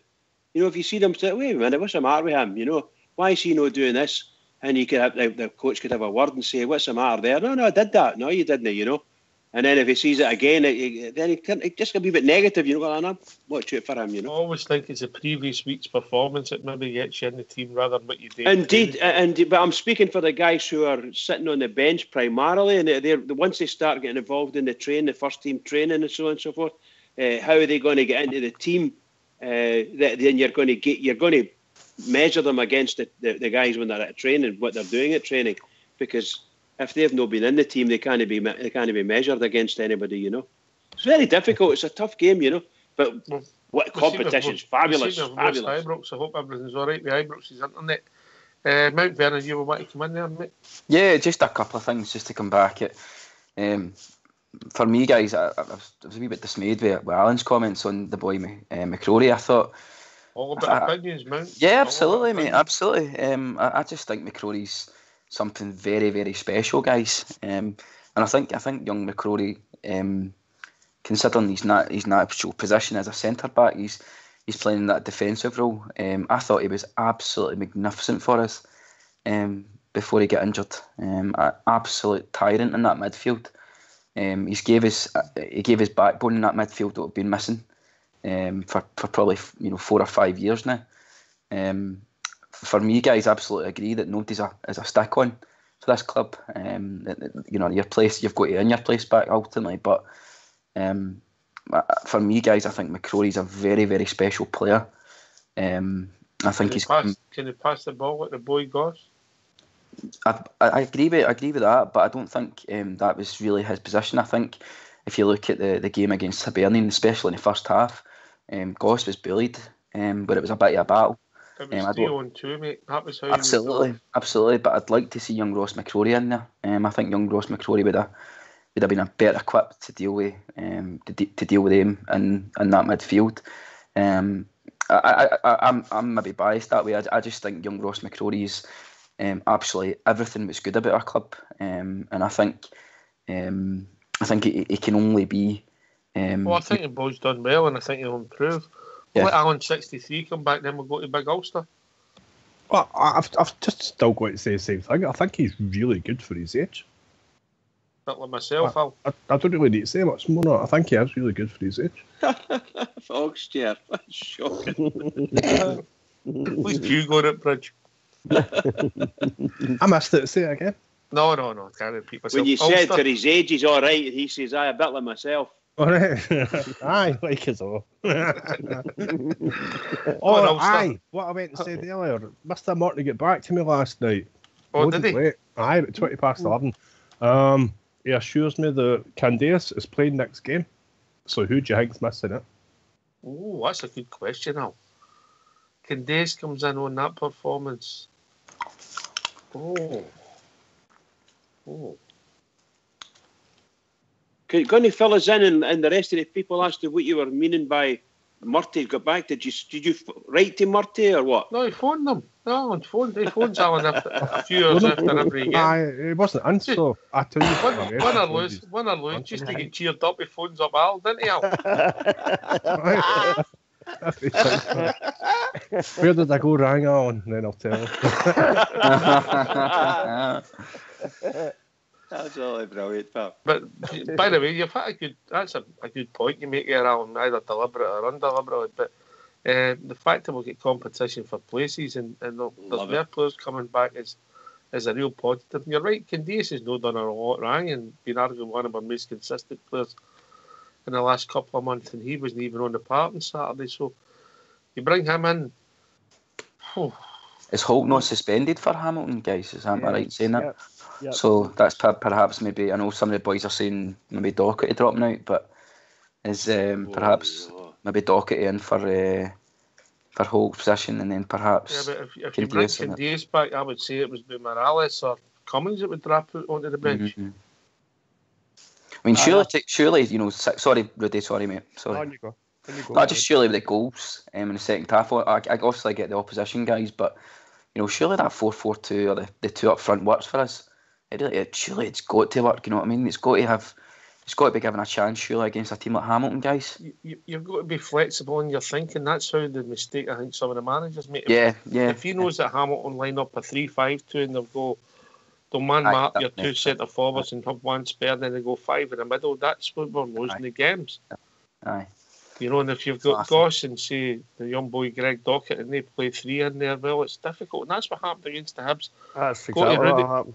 Yeah, that's exactly what happened, Docs, wasn't it? I think it's horses for courses. You know, if Graham Murphy's got to be flexible, the team's got to be flexible. He's got to look at what's happening on the park, you know, and make changes when required, whether that's changes, you know, to personnel or changes to the system. But regardless, he's got to be able to do it. And it's like we said the other night, if he wants to be a Rangers manager, he's got to be capable of doing these things. So he has. I like the two up front, I have to say. And between the two up front, the boys up front and Josh Windass, they scored 5 goals. I mean, you can't ask any more of them than that, you know. And I think most of the Rangers supporters wanted to see Cummins and Morelos up front. You know, I think as games go on, I think they've developed a really good partnership.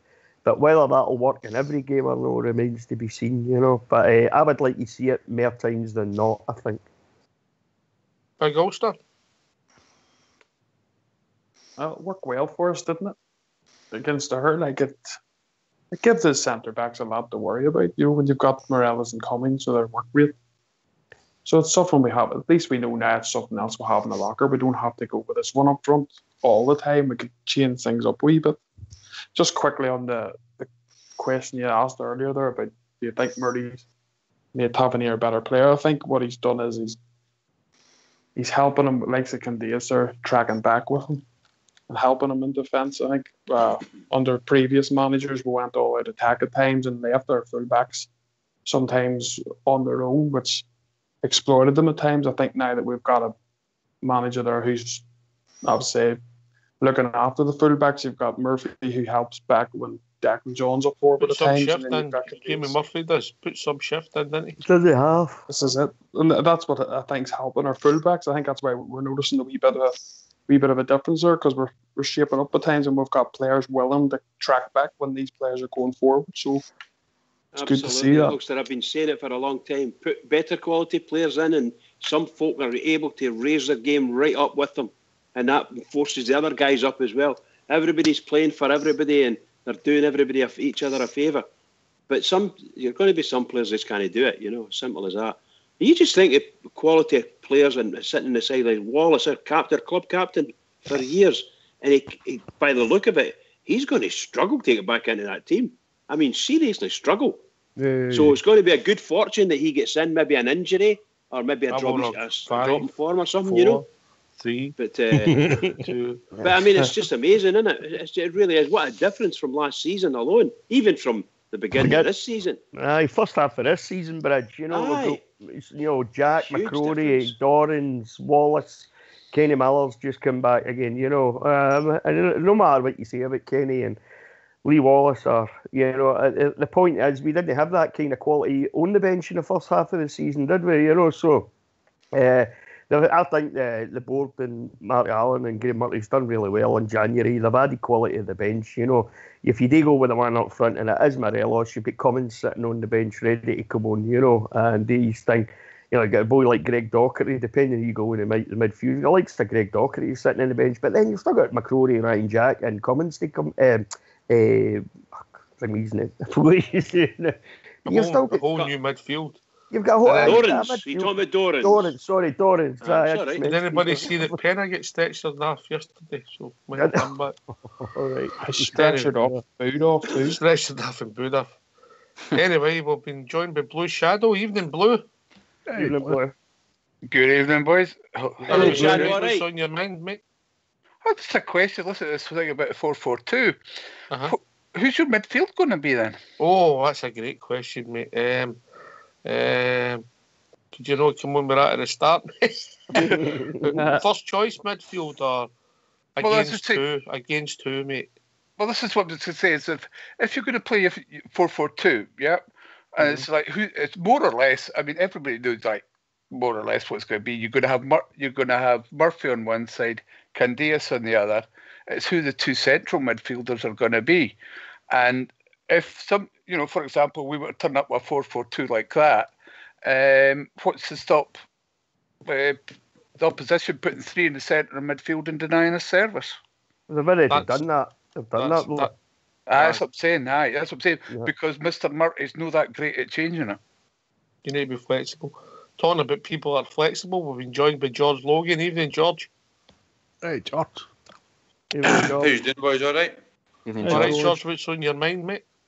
Yeah, you're talking about the laddie McCrory there. And yes. It's hard for him to get back in the team. I think it will be hard for him to get back in the team. Ox. But see what I'm actually thinking. See for the game last Saturday against Hibs, I think we were missing him. I think as we were missing, I think we needed somebody to hit Scott Allen early on, because Scott Allen would run the show. I think Ryan Jack probably was sent off against him, kind of one of these stupid ones, whereas McCrory can control it and things like that. Now, a lot of games, that game yesterday we didn't need them, and the game on Sunday probably you would say we didn't need them, but I think for that Hibs game it showed that we didn't have somebody like that in the team. I'm not saying the boy's a world beater, but I think he's for certain courses for certain games. I think well really is a guy like that, like so. I didn't know if he'll win the team all the time, but it'd be good to have him back for games like that. Probably the Hibs and Aberdeen and obviously the Hearts and things like that as well. Like it'd be good to have him back. But I thought Goss was quite poor last week. To be fair, I think he would normally take a game for us, but I thought he was quite poor, to be honest. Never really. He just let Scott Allen run riot. I think a full midfield let him run riot. Holt and that let him run riot as well. I think that was. I'm not saying the Goss and Holt played well because they never in the first half, but their shape was all right, and I'll take that at Blue Shadow against Hibs in the first half. It was 3 against 2, so you've got a decision to make. You stick a twist, and if you get it wrong, you're made to look stupid. Blue Shadow. I say, yeah, well, it's happened a number of times, and it's a situation we've just not dealt with. We're talking, up against Scott Allen. I would have thought that Doherty would have been a better choice up against that because you're breaking up, Blue. You're breaking up. I don't know. Sorry, bud. That's better. Yeah, that's better. Right. Against the Hibs, I thought Doherty would have been a better choice because he'd have been further up the pitch and would have picked up Allen when he picked up the ball and stopped to supply at source, rather than McCrory, who tends to play just in front of the back four. So Allen's already done most of his work by the time he reaches that area of the pitch. For me, as regards, we've not dealt with this. We're going to have to leave you, Blue. You're still breaking up. Is it just me or is it? No, he sounds alright. Sounds okay to me, aye. Sounds okay. Fine, yeah. Sounds okay. Fine, aye. Right, I lost my plot now. As I say, he's done his part of the pitch. McCrory just plays more in front of it and he's breaking up. And really, McCrory's role for me is a very simple one. He picks up the ball and passes it to somebody who has more ability in going forward up the pitch. That's what a defensive midfielder does. Yep. Can I come in there, Blue, to answer your question? On Sunday there we played Latho, we played a narrow 4-4-2 diamond. That was what it looked like to me. It suited the park, it suited the opposition, and as it turned out we played very well. But Ross McCrory, etc., and the rest of the midfielders all get game time this season, mate. I think when we come against the Tims, you could probably see Ross McCrory coming in for a bit of steel in the midfield. When Dorrans comes back, he'll alternate as well, depending on the opposition. Same goes for Candias, mate. It'll depend on the opposition how we'll set up. And I think we'll see a lot of change of tactics between now and the end of the season. I hope you're right. I hope you're right, Fox, because I think one of the things that he might have a problem with is dropping Windass in certain games, because he does seem to have a problem in dropping Windass. And against somebody like the Mankey Mob, I'd much rather see Doherty than Windass. Bloody right. I'd agree with you there, mate. Does anybody else think that we'll change tactics quite a lot? I think the big thing for the tactics is, I think Marty's mentioned it, is, and a lot of the boys on here are saying it as well, it's going to be horses for courses. I think the big thing for me with McCrory, and I think you mentioned it, Fox, is that I think the bigger away games, maybe the big games at Ibrox, that's maybe where McCrory and other players, and not more combative players, will come into play. But it's one of the ones where it's I think the flair players against the smaller teams, where we need to break teams down, is going to be that's going to be where the other players, the other flair players, are going to come in for us in the midfield. I thought we Goss would have took a game for us against them last week, Mount. Ken, after that game, he would have stood up and Ken. But I think I realised after last week, he is more a football player than a tackler and a hardy boy. Like, a few games I've seen, and I thought he's going to be a good tackler for us. And I'm not saying he's a bad tackler. I'm not saying that at all. I think the guy's a cracking player, Mount. But I think he's. I think if we've got a McCrory, or if Ryan Jack can keep the heat of Ryan Jack in there, that's going to win the ball, I think he'll be a right cracking player for us. Whereas the new he's in a roundabout way, he's stuck between doing two roles, if you get what I mean. He's not actually doing the role we want him to do, pick up the ball, make the passes and spread the passes. If we can get Ryan Jack in there and win the ball, give him the ball, I think we'll get the very best of him. Like, that's why I think maybe McCrory for that Hibs game last week would have just been ideal. Like, and I would have shot Scott Allen doing, like, because didn't get me wrong, Scott Allen had a cracking game, but we let him have a cracking game. I think personally that there's no way we can take the boy Goss out the side, mate. He's quicker thought, speed of pass, and he's very cool under pressure.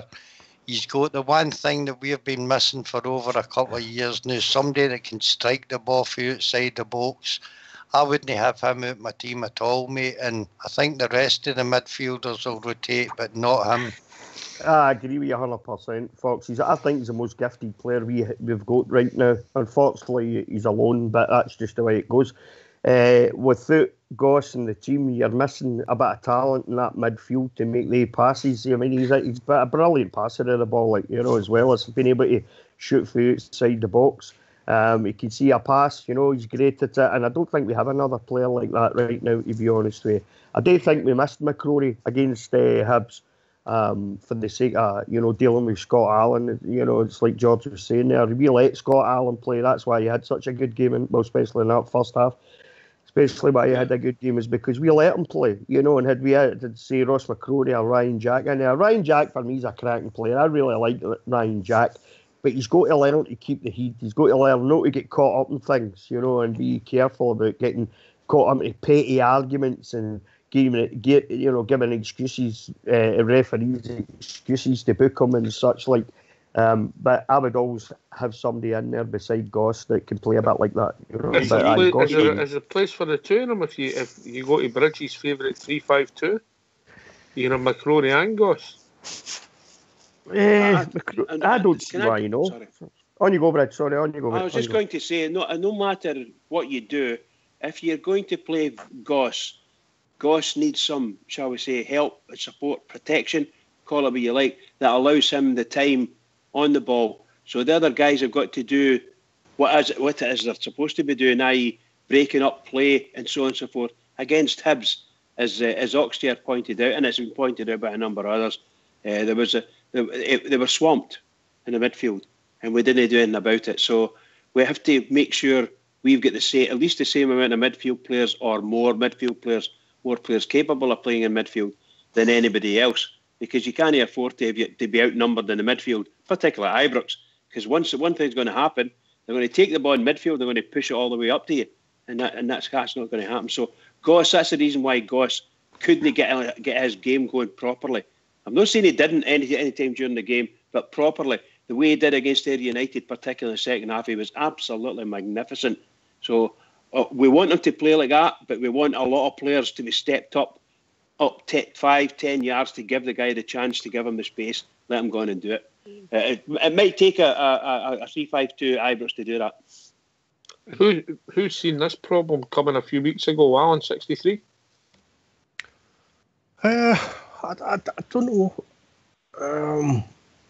There's loads of things going through my head. In the best will, when Brisbane always says the 3-5-2, in a proper sense, I get fed up hearing it because I would love to see it. Because we've got players there that can obviously fit into it. We've got the central defenders. We've got 2 wing backs. We've got easily 3 guys that can play central midfield and complement each other. I'd love to see Doherty, the guy Goss, and probably the youngster, McCrory, when we play Celtic. Whether Mr. Martin's got the bottle to do that, I don't know. I would doubt it. Well, remember we played Crancher in that last game. Oh, yeah, that's scary. Very scary. Oh, I don't remember. See, and I think, guys, I think the strength and depth potentially when the injuries come back as well. I mean, I think we've all been talking about it tonight, but the flexibility with potentially, the injury list that we've got, there's some amount of potential that we can play. As some of the boys are saying in the lobby, 3-5-2, 4-4-2, 4-5-1. I think that's the key to things, is having different formations and adapting to the opposition week in, week out. I think that's how we can be successful. That's the manager's job, Big Ulster, isn't it? It's the manager's job. Yep, it's his Whatever job. that may be. It's his headache, which is good to see. That's what we haven't had for a long time. We haven't had all these different options. But the problem is our 2 best centre defence mids, who I would say would be obviously Jack and the young boy McCrory. I think they're both injured, so you haven't got that option at the minute. But I think once these players start coming back and getting fitter, then you'll see a lot more different tactics, and you'll maybe see us playing maybe 5 in the midfield. But until the players come back, they can play that defence mid role. We'll probably not see the 5 in the midfield until then. Bully Shadow? I'm afraid I disagree with there, Ulster. I think we'll see it next week, probably. From what I heard, I took out of Mr. Murty's interview. He seemed to be saying we'll see the 4-4-2 again, but he was saying there's problems with the 4-4-2 at the minute. I think we'll see 4-5-1 very, very, very soon. I don't think there's much a problem playing with the 2 defensive midfielders, because you don't want 2 defensive midfielders sitting deep all the time. Preferably you've got one holding deep, and if one holds deep, it allows the other to move forward, and that's where Goss really comes into it. I think McCrory being the holding midfielder if he's fit. Yep, George? Just when we're talking about midfielders there, I think it'll probably 4-5-1 will be the way we go forward. I think it'll be one of the strikers that miss out. I think Windass will always play, and I think either Morales or Cummins will always play Ox. But if you think about it, we've got Doherty, who I think will come on again for Rangers. We've got the guys that are injured. We Holt was suspended, or got to be suspended this weekend coming. You've got Dorrans, you've got Jack who's injured. You've just mentioned the big young lad there who's injured now as well. McCrory who's injured. Rossiter. No, McCrory, sorry. And then you've got the boy Goss. So between the 5 guys I've mentioned, then you've got 2 positions. Really, you've got 2 positions for them to fit them into midfield. Because I would imagine the way Candias has been playing recently, he'll probably play. Windass will probably play. So you've got 2 positions for all the... Murphy's in the team now, isn't he? Murphy will be on the left, So if you've got 5 midfielders, you've got 2 positions for the 5 guys. So it's trying to keep these 5 guys. So I can't see us going to a 3-5-2, and I think it'll be a 4-5-1, and it'll be to try to chip. But it's a good problem to have, Ox. It's a great problem to have at the start of the season. It's a great problem for us to have. Did Martino say he was happy with the 2 at the top? He wasn't saying that game, aye. But it's horses. I think it was Rudy Bear said it's horses for courses, mate. Oh yeah, 100%. There's times when 3-5-2 may never be suitable. You might want 4-5-1, and that's all there is to it. But it'd be interesting to see what they do. As George said, it's a great problem to have. We've been rejoined by Denver, mate. Is he back with us, Denver? All right, guys, how you doing? I tell you, a couple of whiny-ass Americans there. couple of whiny-ass Americans asking me questions. Go They don't realise I'm talking about the Rangers. this is not my work time from 2 o'clock to 4 o'clock, you know. I just wonder there, guys, what's what he was like? the average age of that team yesterday? Oh, Ibrox Loyal's left us, mate. He's been an arithmetic champion. Oh, he's the anorak, yeah. We're very young. Very young until the early second half. 20s anyway, I would say. Yeah. Russell Martin, 32. But when Miller came on, remember in the second half? Was the rest of the team all under 30? Yes, until the two guys come on in the second half. Russell Martin, then Jamie Murphy. Jamie Murphy, the second oldest. He's late 20s, isn't he? Late 20s. Aye. And then you've got Kenny Miller came on. 22. 22. I know Morelos that. Same year as me at school. Morelos and Common are 21 and 22, aren't they? You're good form tonight. Morelos and Cummins are both, 21, 22, aren't they? Yeah. Obviously, Doherty 20. Candias is 29, 30 this month, I think. He was the one, he was the playing. So, Doherty, Goss, Windass is young. It would have been Tavernier would have been one of the best. And then Bates is very young for a centre back, a real young Rangers team. Denver. You know, that's what makes me excited for the future. You know, all these young guys up and coming and all that, you know. And all showing great love for the jersey as well, you know. It means everything to me, you know. A fair comment, mate. It was a young team, Mount. Did you realise that when you were at the game? Aye, it's just the thing. You don't realise how young the boys were until you see them. But as you said, it's sort of I think I keep going on about McCrory, but the boys we have got, you know, if they're good enough, they're young. You know, what is it to say? If you're young enough, you're good enough. You know, old enough. Aye, I was getting there eventually, Bridgeman. But it's no. I think, to be honest with you, I've got a lot of confidence in your young players, especially with Graham Murray bringing them through. So no, I think it was interesting that you said that, Oxja. Really, really interesting. So I was going to say, how many times has Mr. Murray has taken over? Have we played 4-5-1?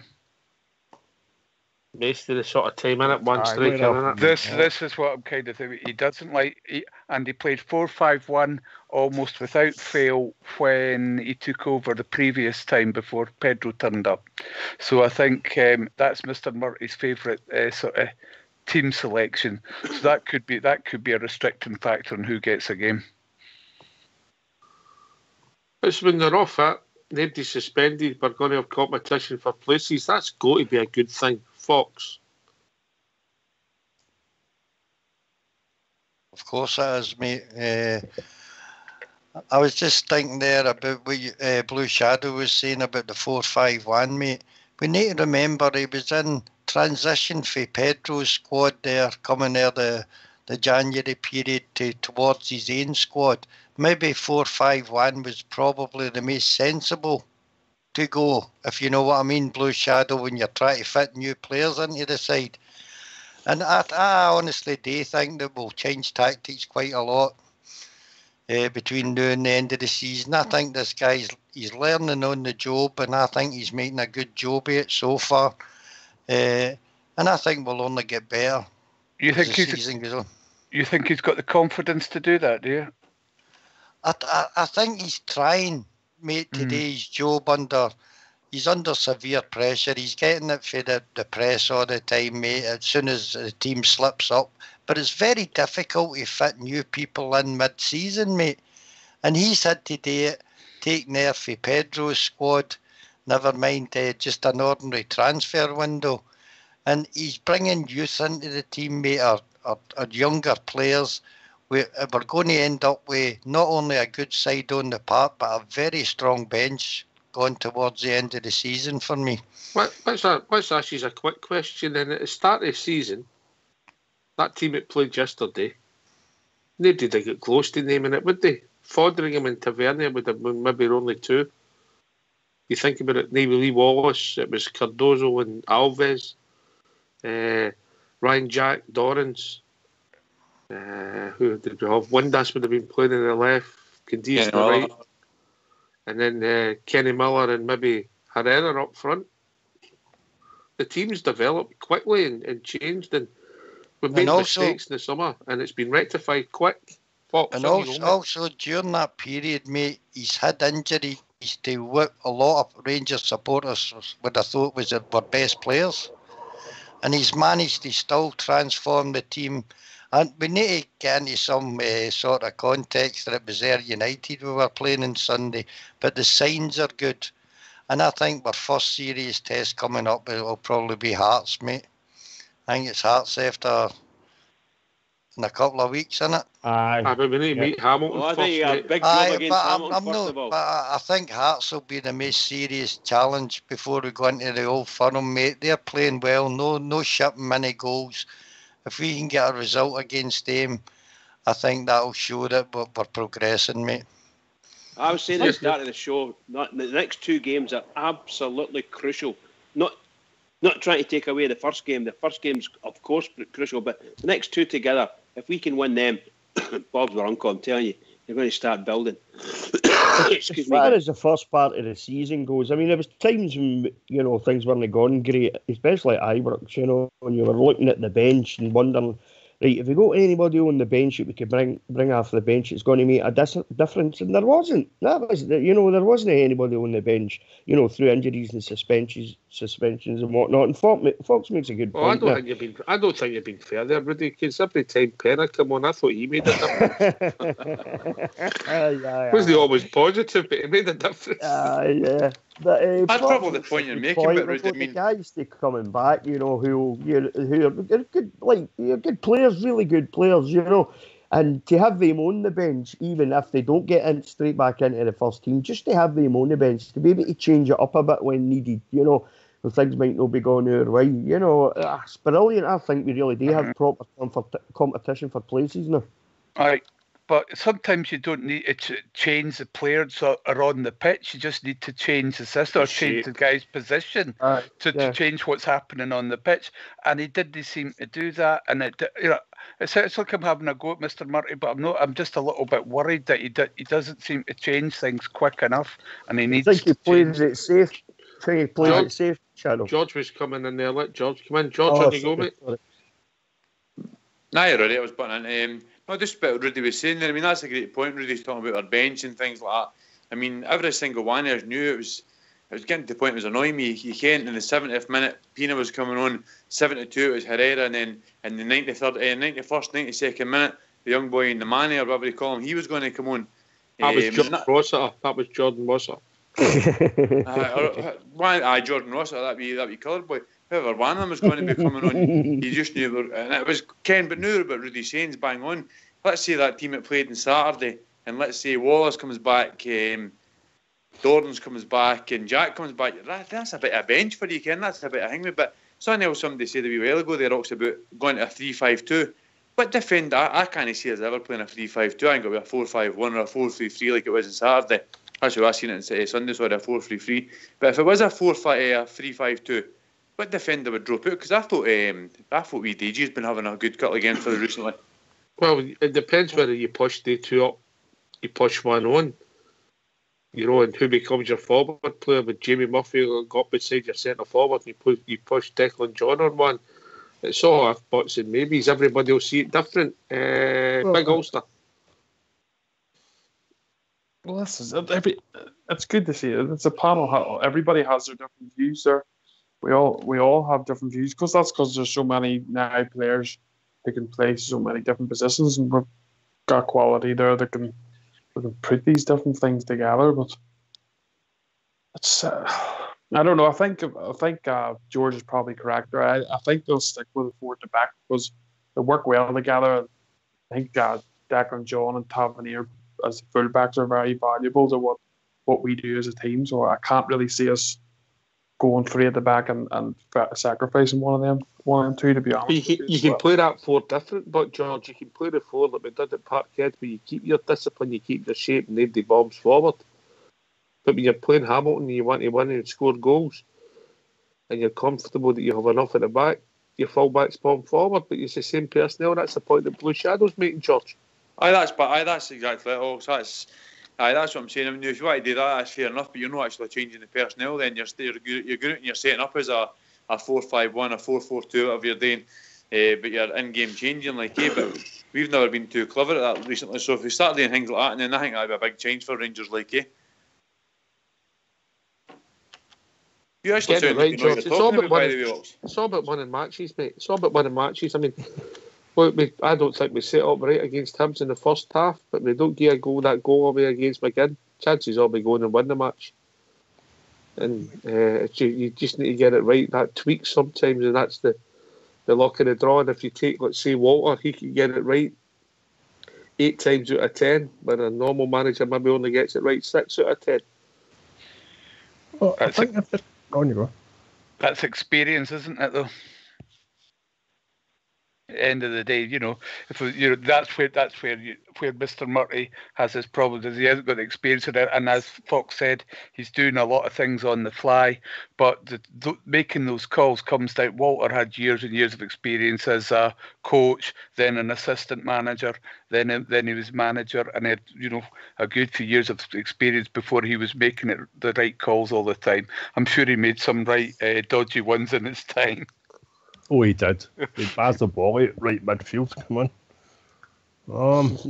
See, going back to address the 3-5-2, if you've got 3 central defenders and you're playing your 2 wing backs, well, your wing backs take care of themselves, because that's Tav and it's the lad John. And you work it for there, which would give you 3 central midfielders. One of them would be a defensive midfielder, whether it's, well, it probably would be the guy Ghost now. Maybe on the right hand side of him, you'd have Docherty. The left hand side of him, you'd have one of 8 But you're right, Alan. You could maybe set up like that, maybe a defensive game. But then when you want to go attacking, you draft. You just go. But can you see one of your midfielders drops back? Ghost drops back and covers the 3 central defenders. And the rest of them can go and do what they want. I don't think he'll sacrifice Murphy or Candias, to be honest, because then you'd have to lose them then. Good point, mate. Good point. And I think it's the good thing about having, that's what I'm saying. When you've got Declan John in the attack, at the minute you've got Murphy working hard on the left side to help him as well. And same on the other side, you've got Tavernier and Candias who have a great relationship, working well together. So I think that's something that they're going to stick with. But that's only just playing 3-5-2 if you're playing 3 central defenders and 2 wing backs. You can drop the wing backs. You can go with your 3 centre halves, and you can play your Murphy left. You can play Candias right, who can fall back anyway and make it a 4 if need be. You've got a central defender there, and Goss. He can drop that wee bit, or you could play the lad McCrory. We've got that many players that we should be able to trouble the opposition before a game happens. See, on Friday night, the opposition managers should be thinking, who the hell are they going to play and how they're going to set up?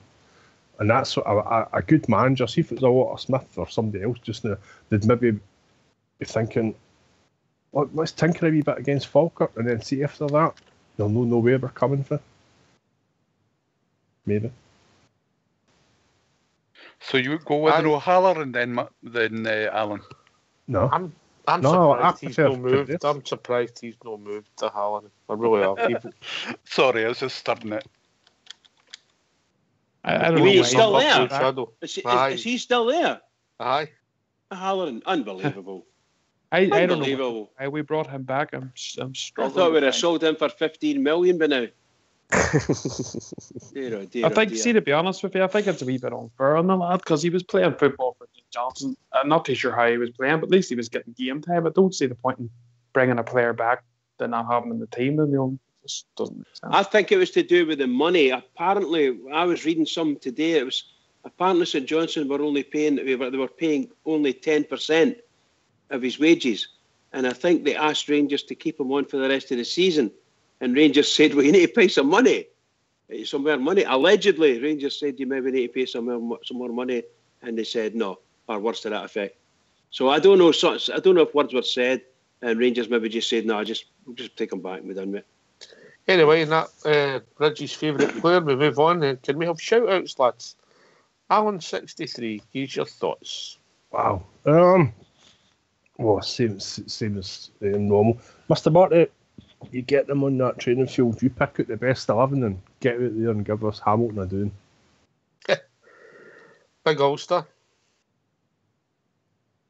Yeah, I'll just give a quick shout to Stephen McPherson. He was looking to shout it from Drumchapel on the Facebook, so there's your wee shout out for you, mate. Drumchapel, number 9 bus with Partick, yeah. Aye. Rudy well.